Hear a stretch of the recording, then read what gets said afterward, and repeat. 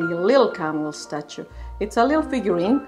It's a very interesting story because it goes back to the time when this house was built.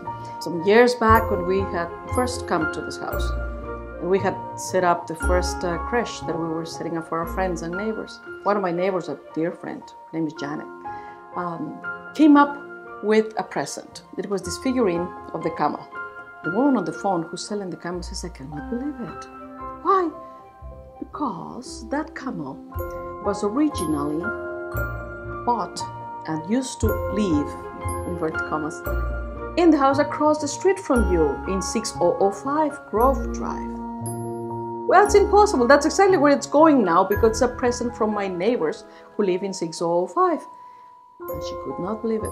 And she told the story. This camel was here at the time, we're talking around 1950s, when Harry Truman was president.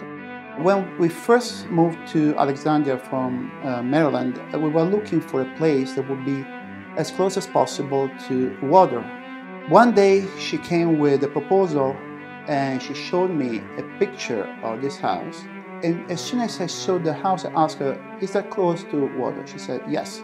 I said, okay, let's go and see it. I fell in love with the house because, first of all, it was reminiscent of the location of my apartment in Rome. We started remodeling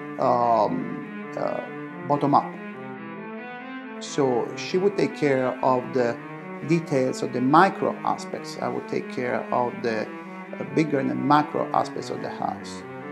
And the result is evident. And there was a kind of continuous remodeling and perfectioning the little details.